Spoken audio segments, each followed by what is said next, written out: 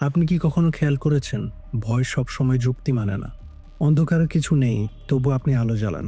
পরীক্ষা এখনো শুরু হয়নি, তবু আপনার হাত ঘামাচ্ছে। মেসেজ এখনো আসেনি, তবু আপনি সবচেয়ে খারাপটাই কল্পনা করছেন। প্রশ্ন হলো, ভয় কি সত্যিই এক্সটার্নাল কিছু, নাকি এটা আমাদের মস্তিষ্কের তৈরি কোনো কাল্পনিক অনুভূতি? আর যদি বলি, আমরা যে সিদ্ধান্তগুলো নিচ্ছি তার বেশিরভাগই ভয় নিয়ন্ত্রণ করছে। আজ আমরা জানব ভয় আসলে কি, কিভাবে কাজ করে, এবং কেন আধুনিক মানুষ এখনো হাজার বছরের পুরনো সিস্টেমের দাস। ভয় কোনো অনুভূতি না, এটা একটা বায়োলজিক্যাল সার্ভাইভাল মেকানিজম। 1915 সালে ফিজিওলজিস্ট ওয়াল্টার ক্যানন প্রথম ফ্লাইট অর ফাইট রেসপন্স ব্যাখ্যা করেন। যখন আপনি হুমকি অনুভব করেন, আপনার মস্তিষ্কে একটা ছোট অংশ সক্রিয় হয়, অ্যামিগডেলা। অ্যামিগডেলা হুমকি শনাক্ত করে মিলিসেকেন্ডের মধ্যে।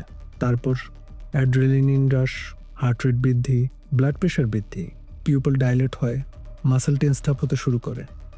আর এই পুরো প্রক্রিয়া 1 সেকেন্ডেরও কম সময়ের মধ্যে ঘটে। আপনি তখন ভাবার আগেই আপনার শরীর সিদ্ধান্ত নিয়ে ফেলেছে। 1996 সালে নিউরোসায়েন্টিস্ট জোসেফ ল্যাডু দেখান, ভয়ের দুইটি রাস্তা আছে, লো রোড এবং হাই রোড। লো রোডে আমরা চিন্তা করার আগে প্রতিক্রিয়া দেই, আর হাই রোডের ক্ষেত্রে যুক্তি কাজ করে। এটাই কারণ আমরা অন্ধকারে রশি দেখে সাপ মনে করি। 1960 সালে মার্টিন সেলিগম্যান আরও একটি গুরুত্বপূর্ণ গবেষণা করে, লার্নড হেল্পলেসনেস। রিপিটেড ফেলিয়ারের কারণে মানুষ চেষ্টা করা বন্ধ করে দেয়। ভয় প্লাস নিয়ন্ত্রণহীনতা, এরপর আসে মানসিক পঙ্গুত্ব, আর এর থেকেই ডিপ্রেশনের উৎপত্তি হয়। 10,000 বছর আগে ভয় মানে ছিল বন্য পশু, শত্রু উপজাতি, প্রাকৃতিক দুর্যোগ।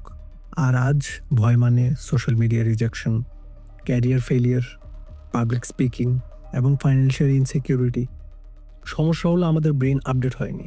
অ্যামিগডেলা এখনও ভাবে ইনস্টাগ্রাম ক্রিটিসিজম মানে টাইগার অ্যাটাক।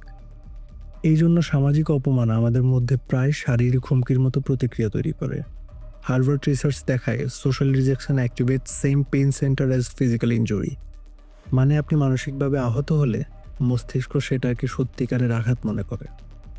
মডার্ন মিডিয়া খুব বেশি ভয়ের ব্যবহার করে, যেমন breaking news, war, economic collapse, disease, crime. কারণ ফিয়ার ইনক্রিজ অ্যাটেনশন।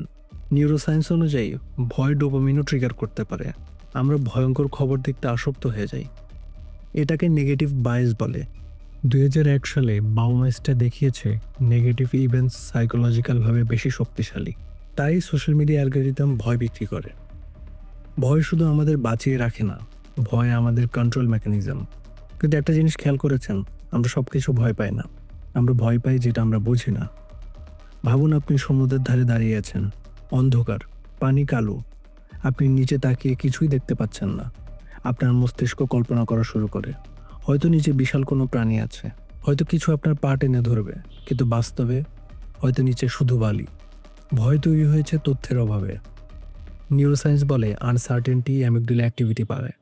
2016 সালে ইউনিভার্সিটি কলেজ লন্ডনের একটি গবেষণায় দেখা গেছে, মানুষ নিশ্চিত বিপদের চেয়ে অনিশ্চিত বিপদ বেশি ভয় পায়। মানুষ হতবাক খারাপ খবরের চেয়ে হয়তো খারাপ কিছু হতে পারে এটা বেশি এংজাইটি তৈরি করে। কারণ আমাদের মস্তিষ্ক সবসময় প্রেডিক্ট করতে থাকে। যখন তথ্য নেই, ব্রেন নিজেই ওয়ার্স্ট কেস সিনারিও ভেবে নেয়। এই জন্যই রাতে শব্দ শুনলে ভূত মনে হয়, রিপোর্ট আসার আগে সবচেয়ে ভয়ঙ্কর পরিণতির কথা ভাবি, ডাক্তার রুমে ঢোকার আগেই রোগ প্রায় মরণ ব্যাধি মনে হয়। কিন্তু যেই মুহূর্তে আলো জ্বালেন, আপনি দেখেন সেটা শুধু সাদা পর্দা ছিল, ভূত না। সেই মুহূর্তে ভয় অদৃশ্য হয়ে যায়। কারণ ভয় অনেক সময় বাস্তবের বিরুদ্ধে না, অজানার বিরুদ্ধে। Fear থ্রাইভস in darkness, understanding is light. যখন আপনি জানেন অ্যামিগডালা কি করছে, কেন হৃদস্পন্দন বাড়ছে, কেন হাত কাঁপছে, তখন আপনি আর আতঙ্কিত হন না। আপনি অবজার্ভ করতে শুরু করেন। আর অবজারভেশন ফিয়ারের সবচেয়ে বড় শত্রু। ভয় আপনার শত্রু না, ভয় আপনার মস্তিষ্কের পুরনো সফটওয়্যার। সমস্যা তখনই যখন আপনি বুঝতে পারেন না সফটওয়্যারটি ব্যাকগ্রাউন্ডে এখনও রান করছে। ভয়কে উধাও নয়, রেগুলেট করা যায়। প্রিফ্রন্টাল কর্টেক্স যত শক্তিশালী, তত কম ইম্পালসিভ ফিয়ার রেসপন্স। মেডিটেশন নিয়ে 2011 সালের হার্ভার্ড রিসার্চ দেখায়, 8 সপ্তাহের মাইন্ডফুলনেস ট্রেনিং অ্যামিগডালা সাইজ কমাতে পারে। মানে আমাদের মস্তিষ্ক বদলাতে পারে। আপনি হেল্পলেস না, কিন্তু যদি আপনি বুঝতেই না পারেন যে ভয় আপনাকে চালাচ্ছে, তাহলে সিদ্ধান্ত আপনি নিচ্ছেন না, বরং আপনার ভয় আপনার সিদ্ধান্ত রেগুলেট করছে। ভয়কে জয় নয়, বুঝতে হবে। কারণ যে জিনিস আমরা বুঝতে পারি তা আমাদের আর নিয়ন্ত্রণ করতে পারে না। আপনার জীবনের সিদ্ধান্ত ভয় কতটা নিয়ন্ত্রণ করে সে অভিজ্ঞতা কমেন্টে জানাতে পারেন। ভিডিওটি দেখার জন্য ধন্যবাদ।